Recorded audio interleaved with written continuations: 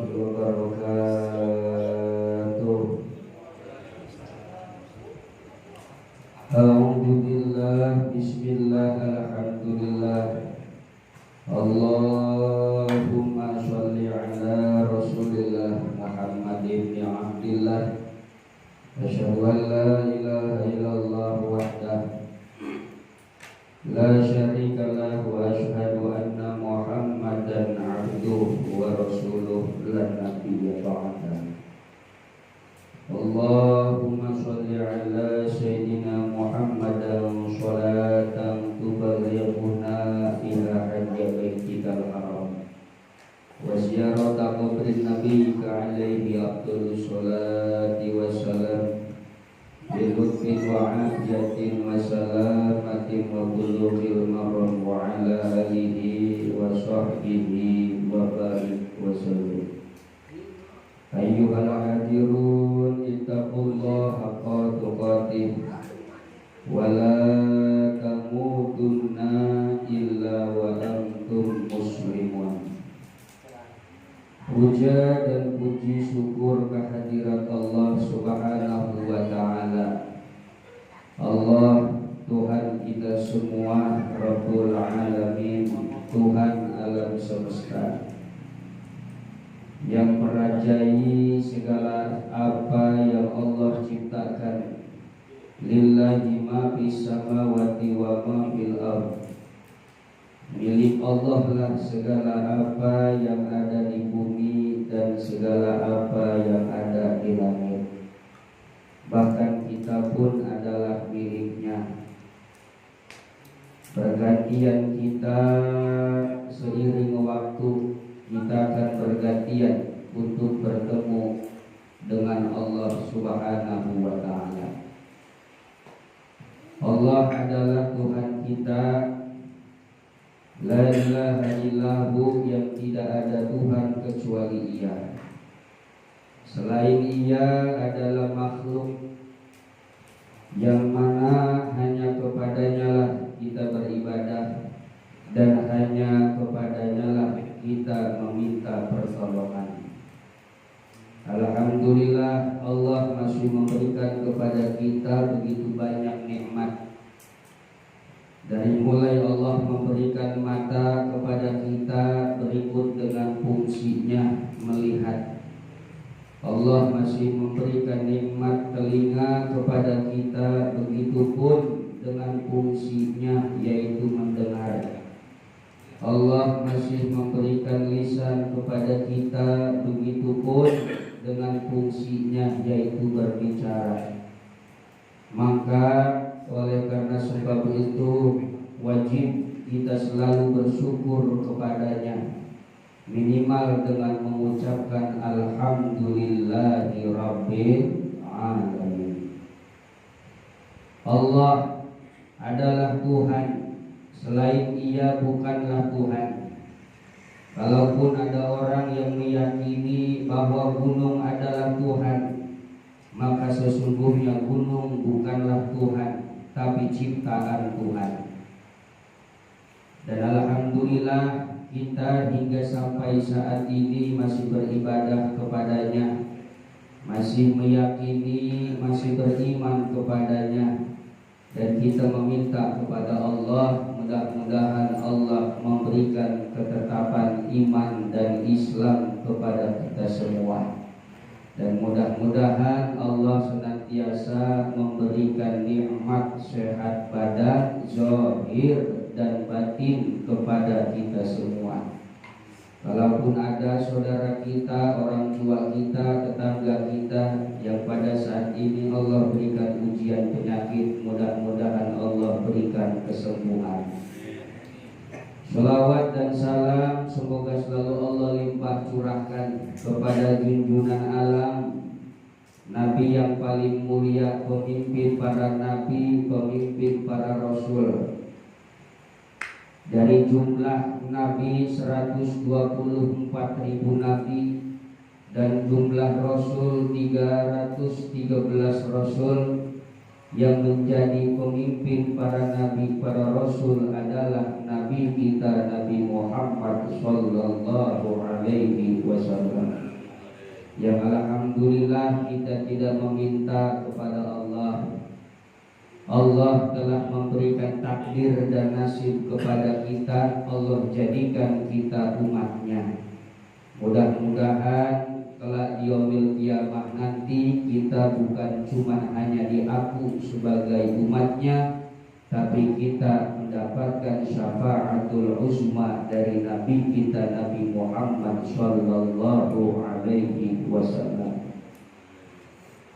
Rasulullah sallallahu alaihi wasallam pernah bersabda kepada Sayyidina Ali karramallahu wajhah. Sebelum Nabi wafat, Nabi berwasiat kepada Sayyidina Ali. Kata baginda Nabi, ya Ali, idza madha 'alal mu'mini arba'una shabahan wa lam yujalisil ulama'a qasa qalbuhu wa jassara 'alal kabair li'anna al-ilma hayatul qalbi. Baginda Nabi pernah bersabda kepada Sayyidina Ali, Pak, yang hadis ini umumnya untuk kita semua, bahwa kata baginda Nabi, ya Ali, apabila ada seorang mukmin, baik mukmin laki-laki ataupun mukmin perempuan, idza madha 'alal mu'mini arba'una shabahan, apabila ada seorang mukmin telah berlalu atasnya 40 hari, walam yujalisil ulama, tapi dia tidak pernah duduk bersama dengan ulama, maka kata Nabi, qasa qalbuh, maka hatinya akan keras.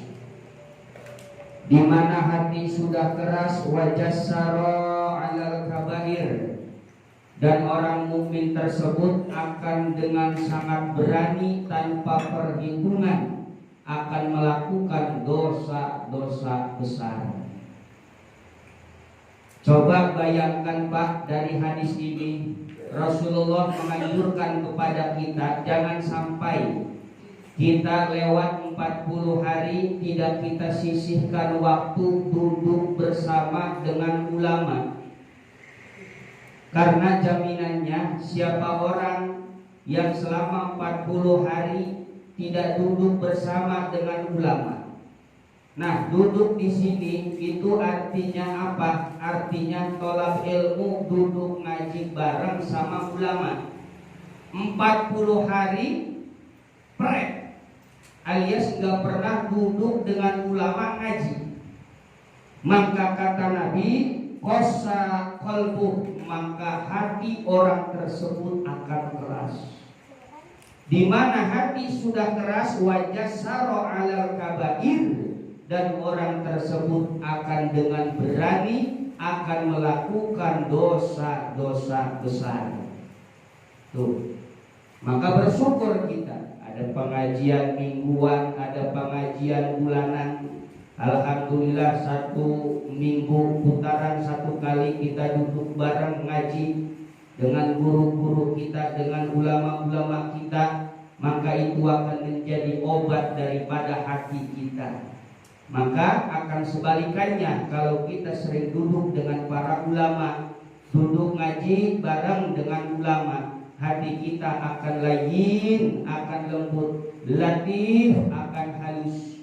Maka di mana hati kita lembut, hati kita halus, maka disitulah hati kita akan hidup. Di mana hati kita hidup, maka alhamdulillah kita tidak akan dengan berani melakukan dosa-dosa besar kepada Allah Subhanahu wa ta'ala.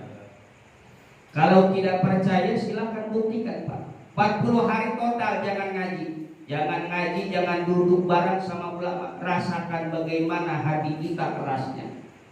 Udah merasa paling pintar, sudah merasa tidak butuh dengan nasihat. Bahkan antara surga dan neraka cuma sebatas tahu doang.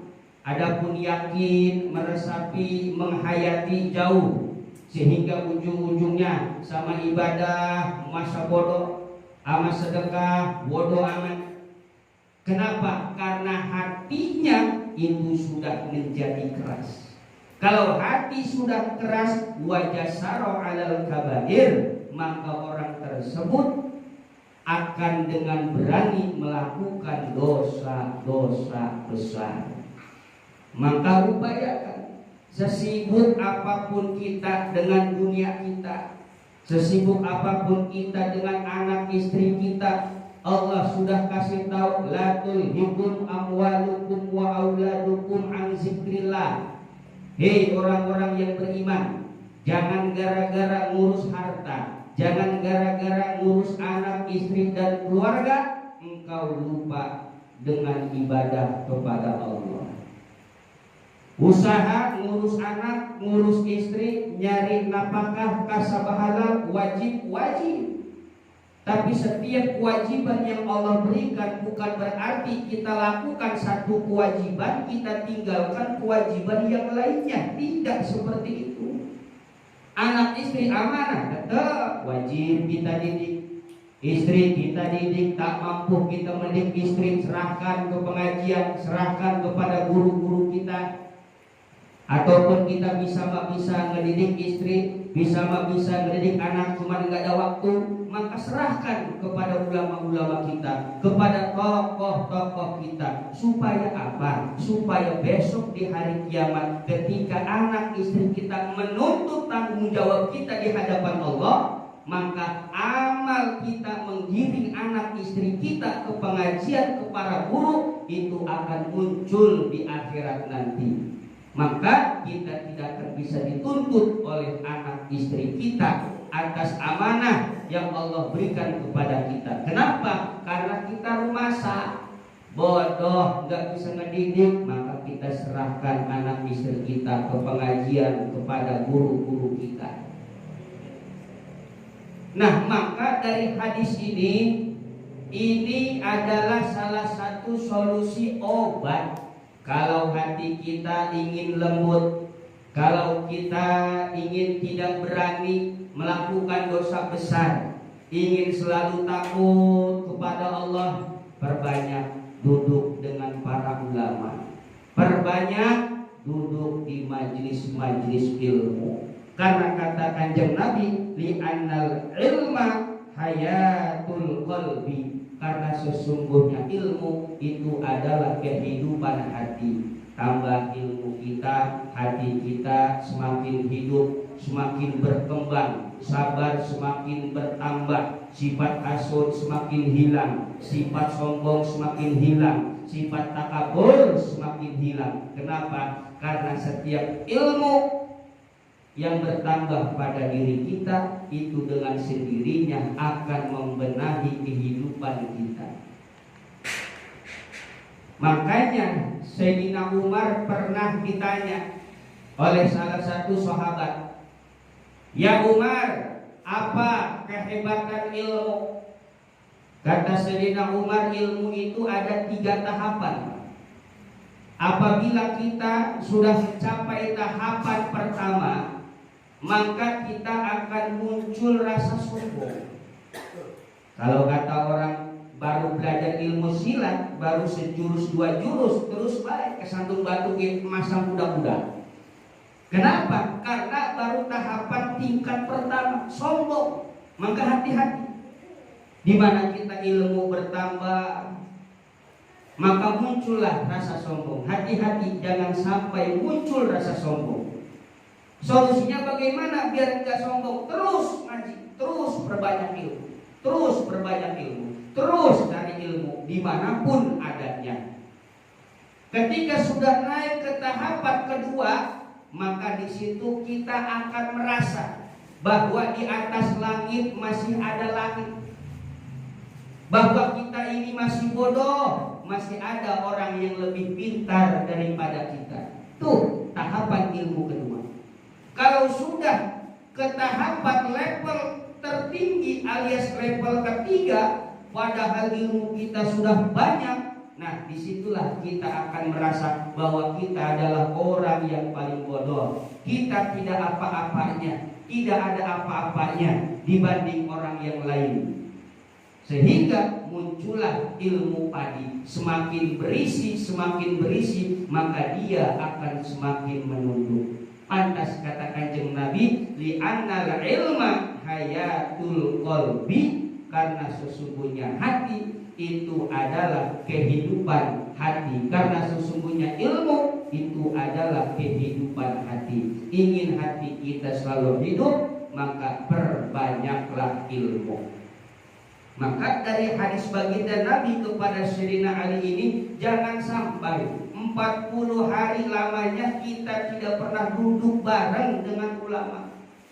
Jangan sampai kita tidak pernah duduk di majelis taklim dengan para ulama. Karena kalau sudah lewat 40 hari, hati kita akan keras. Di mana hati kita keras, wajassara 'alal kabair, maka kita akan semakin berani melakukan dosa-dosa besar. Tidak sholat sehari merasa biasa.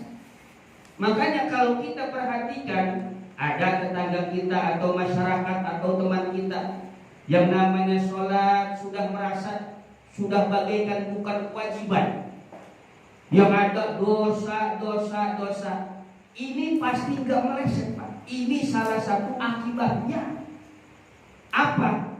Selama 40 hari dia tidak pernah duduk di majelis ulama, tidak pernah duduk di majelis ilmu. Maka efeknya hati keras. Di mana hati keras, maka akan dengan sangat berani melakukan dosa-dosa besar, melakukan larangan-larangan Allah Subhanahu wa ta'ala. Hati-hati. Padahal isi kandungan ngaji itu nggak ada lagi selain daripada sholat. Sebanyak apapun sedekah kita yang tahu. Berapa kali kita haji, kita yang tahu. Berapa kali kita umroh, kita yang tahu. Berapa ribu zikir kita yang tahu. Berapa kali kita baca Quran, kita yang tahu. Maka apabila ingin ibadah-ibadah kita yang lain diterima oleh Allah, maka kuncinya wis lakamani selain daripada sholat. Sholat, Pak, lakamani. Karena sholat itu adalah kunci. Apabila bagus sholat, maka ibadah yang lain pun terhitung bagus. Biar banyak ibadah kita, tahajudnya, duhanya, sedekahnya, baca Qur'annya, tapi kalau tidak ada sholat, 0% ibadah yang lain pun tidak akan diterima oleh Allah Subhanahu wa ta'ala. Sholat, Pak. Nabi Sulaiman dahulu pernah manggil 3 binatang. Pertama, Nabi Sulaiman manggil monyet. Monyet, tal. Iya Nabi, datang monyet. Terus kemudian Nabi Sulaiman manggil anjing. Ya kalbun, tal. Anjing, kemari. Nongkrong anjing, siap raja. Yang terakhir Nabi Sulaiman manggil bagong, Pak. Ya khinzir, tal, bagong, mereka siratu. Iya raja, kumpul monyet, anjing, babi. Kata Nabi Sulaiman, hei monyet, hei anjing, hei babi, kalian tahu tidak kenapa saya memanggil kalian? Monyet jawab, tidak tahu. Anjing jawab, waro-waro. Bagong jawab, tanya anak apa raja? Raja penyeluk kita. Jika Nabi Sulaiman kita ini pengen weruh primen tanda syukur sirah ning Gusti Allah. Pertama monyet ditanya, monyet, bagaimana tanda syukurmu kepada Allah? Dan engkau mensyukuri apa? Monyet menjawab, ya Nabi Sulaiman, saya bersyukur kepada Allah atas nikmat yang Allah berikan kepada saya. Saya bersyukur kepada Allah. Kata Nabi Sulaiman, kau mensyukuri apa? Kata monyet, alhamdulillah, saya bersyukur kepada Allah karena Allah menjadikan saya monyet. Allah tidak menjadikan saya anjing. Nah, berarti anjing lebih hina daripada monyet. Kata Sulaiman, oh begitu. Iya aja. Terus Nabi Sulaiman nanya sama monyet, sama anjing. Hei anjing, bagaimana cara kau bersyukur kepada Allah? Dan apa yang kau syukuri dari Allah? Anjing menjawab, ya Nabi Sulaiman, saya bersyukur kepada Allah atas nikmat yang Allah berikan kepada saya. Apa yang kau syukuri monyet? Apa yang kau syukuri? Hei anjing. Kata anjing, alhamdulillah Nabi Sulaiman, saya bersyukur kepada Allah karena Allah menjadikan saya anjing. Allah tidak menjadikan saya babi. Berarti babi lebih hina daripada anjing. Tinggal babi ini. Maka Nabi Sulaiman nakon, hei babi, berimen tanda syukur sirani Gusti Allah, dan apa yang kau syukuri atas nikmat yang Allah berikan kepadamu? Maka babi menjawab, ya Nabi Sulaiman, saya bersyukur atas nikmat yang Allah berikan kepada saya. Apa yang kau syukuri? Saya bersyukur kepada Allah karena Allah menjadikan saya babi. Allah tidak menjadikan saya manusia yang meninggalkan sholat. Nah, berarti hasil kesimpulan, nah, jelas ya. Sehina apapun babi, najisnya najis mokolazo.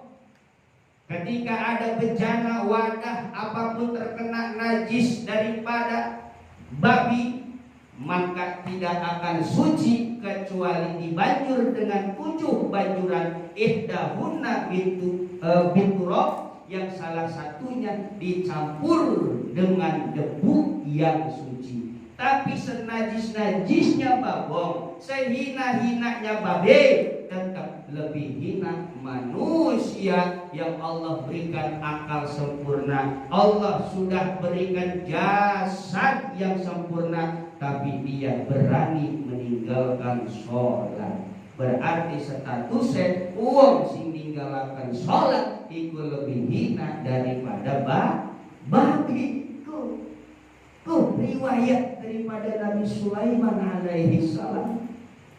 Karena memang Nabi Sulaiman kan salah satu nabi yang Allah berikan mukjizat, bisa berbicara, bisa berkomunikasi dengan hewan. Nah, maka disitulah kita harus bisa mengambil hikmah. Allah jadikan kita manusia wujud sempurna. Ditambah Allah memberikan kepada kita iman dengan wadah agama yang namanya Islam. Kita kudu benar-benar bersyukur di Gusti Allah Subhanahu wa ta'ala. Hidup kita saiki sementara. Manusia urip ning alam dunia pun kaya wong ngumbar, kaya wong berkelana. Sing arani wong berkelana, wong ngumbara pasti bakal balik. Kita itu asale sing sapak sing Allah, dan kita bakal kembali ning Gusti Allah Subhanahu wa ta'ala. Apa yang kita bangun ditinggal, apa yang kita makan akan menjadi kotoran. Anak istri kita semuanya akan kita tinggalkan.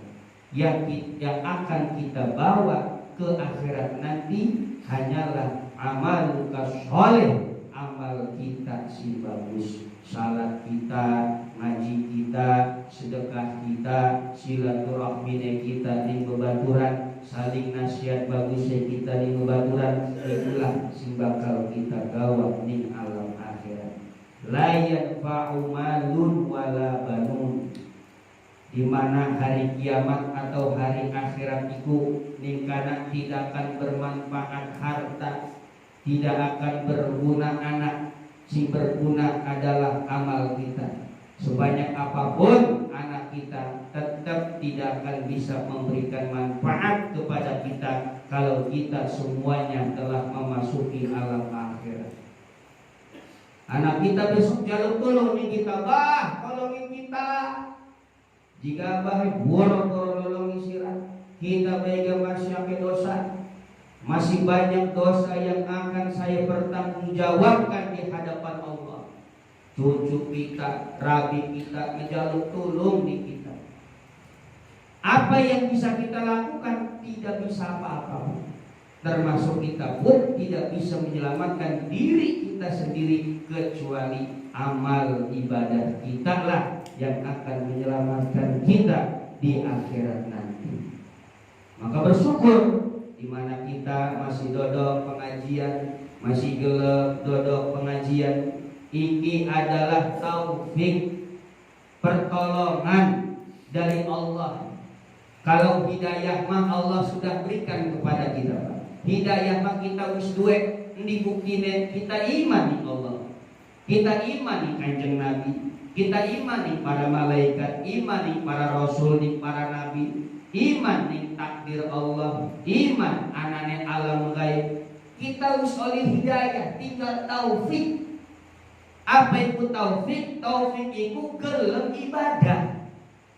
Garan di mana anak uang iman ning Allah, iman ning kanjeng Nabi, tapi orang gelem ibadah, iku arane oleh hidayah, tapi ora oleh taufik.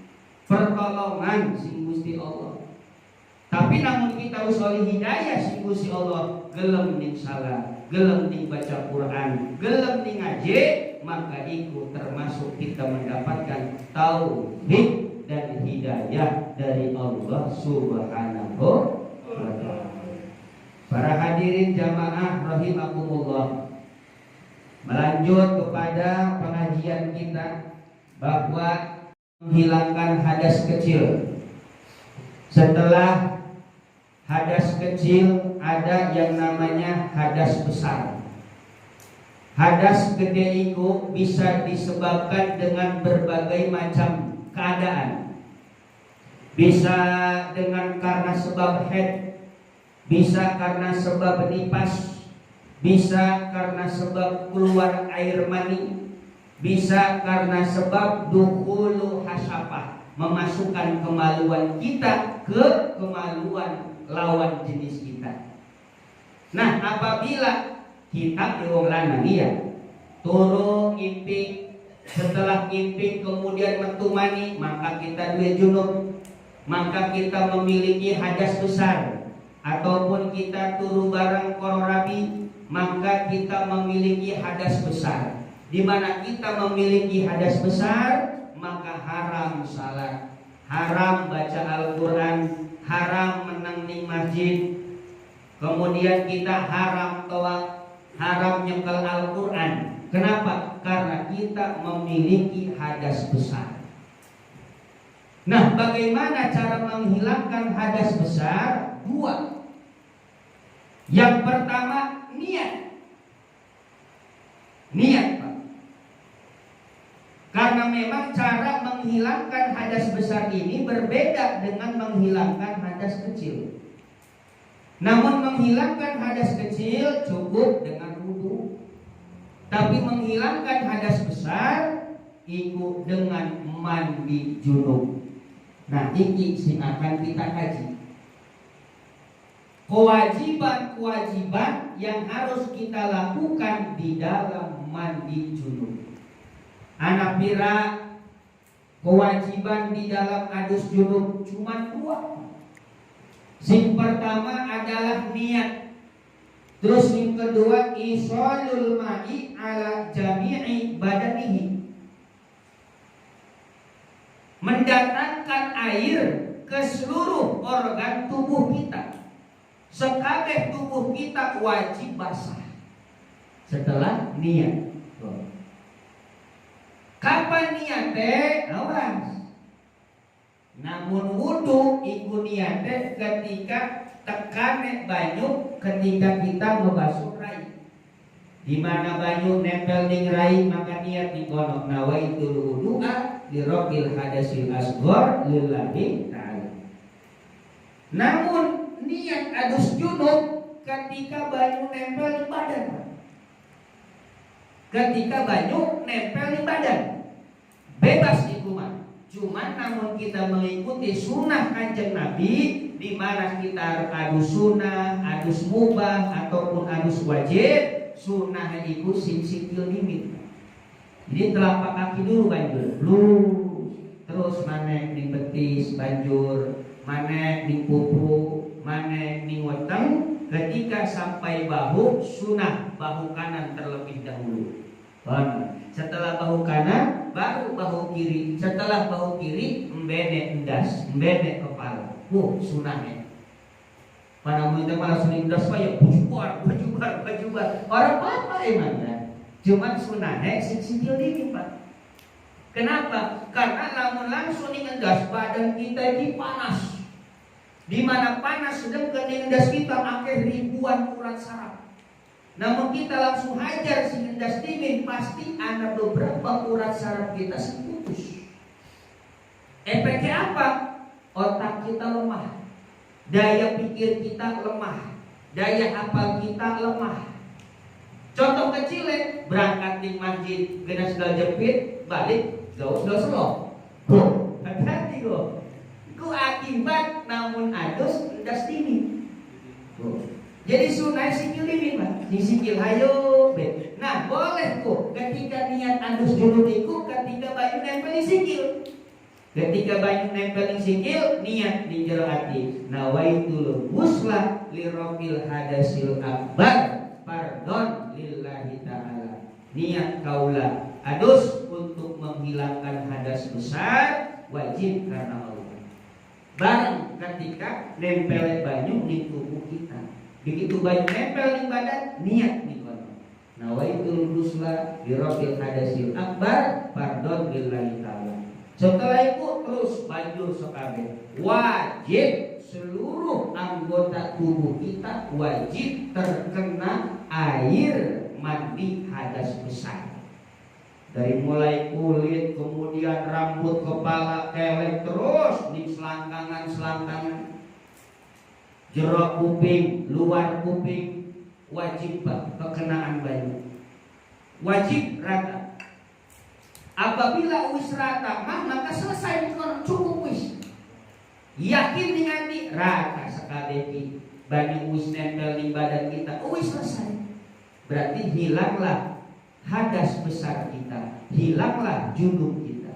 Di mana hilang junub kita, maka disitulah kita tinggal menghilangkan hadas kecil kita alias tinggal wudhu.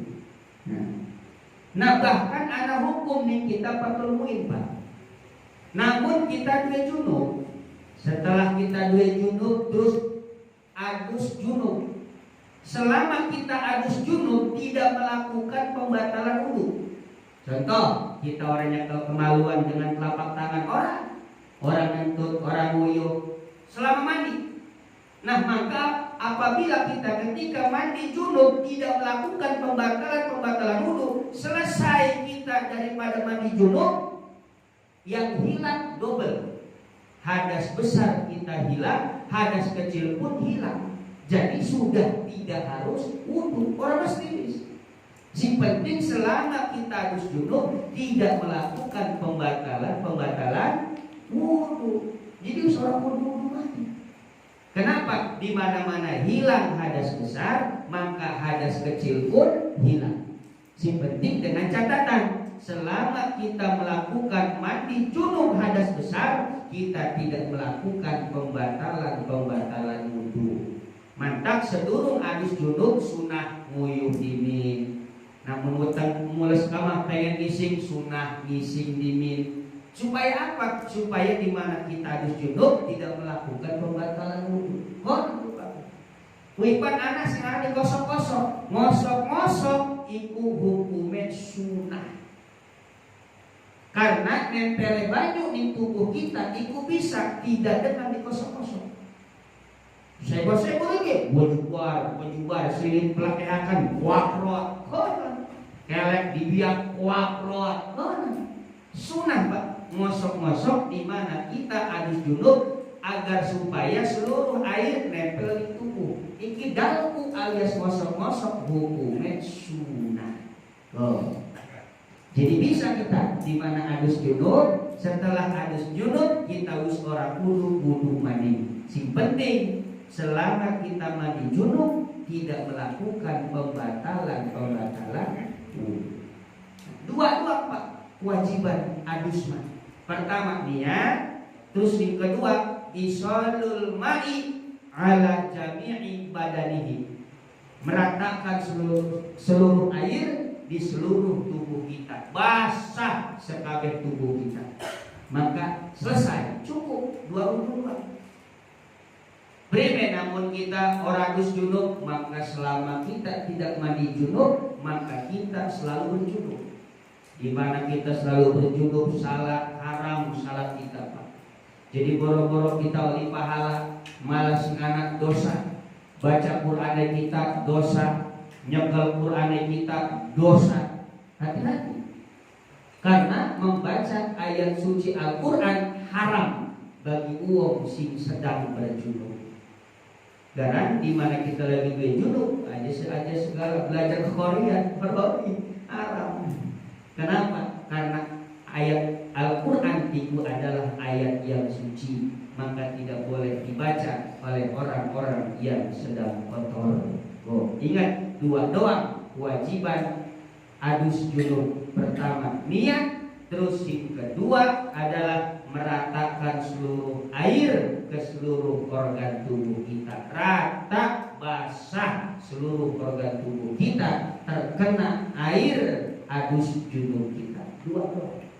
Setelah itu hariman kita bisa orang melakukan pembatalan wudu, bisa orang wudu balik. Kenapa? Karena di mana hilang hadas besar, maka hadas kecil pun hilang.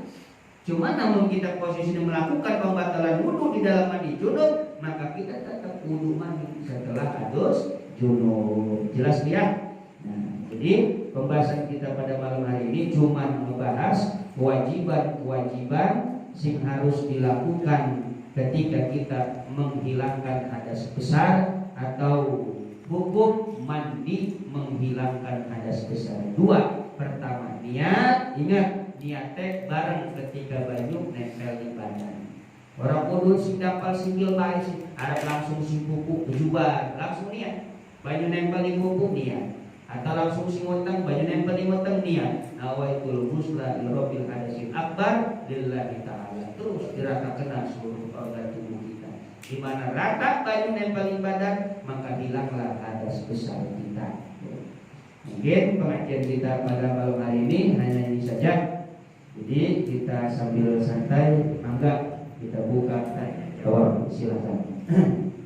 Mudah-mudahan Allah senantiasa menurunkan rahmat dan ampunannya di tengah-tengah kita. Mudah-mudahan Allah menjaga doa-doa kita dan Allah memberikan istiqomah kepada kita semua. Allahumma sholli ala sayyidina Muhammadin fil awwalin wal akhirin wa barik wa sallim wa radhiyallahu ta'ala kulli sadatina salli rasulillahi ajma'in. Alhamdulillah. Allahumma sholli ala rasulillah Muhammad ibn Abdillah. Allahumma ighfir jami'a dhunubina wa dhunubi abaina wa ummahatina wa ikhwanina wa ikhwatina wa azwajina wa auladina wa zurriyyatina wa talamidana wa jama'atina wa manasana ilayya wa mana'ana ilayya minal muslimin wal muslimat. Allahumma inna nas'aluka ridhaka wal jannah wa syafa'ata rasulika sayyidina Muhammadin sallallahu alaihi wasallam yawmal qiyamah. Asyir maqasidana yasir umurana min umuritina wal akhirah. Allahumma rzuqna min fadlikal wasi'ah. La ilaha illa anta subhanaka inni kuntu minadh dhalimin bi rahmatika ya arhamar rahimin. Rabbana ya Allah atina fid dunya hasanah wa fil akhirati hasanah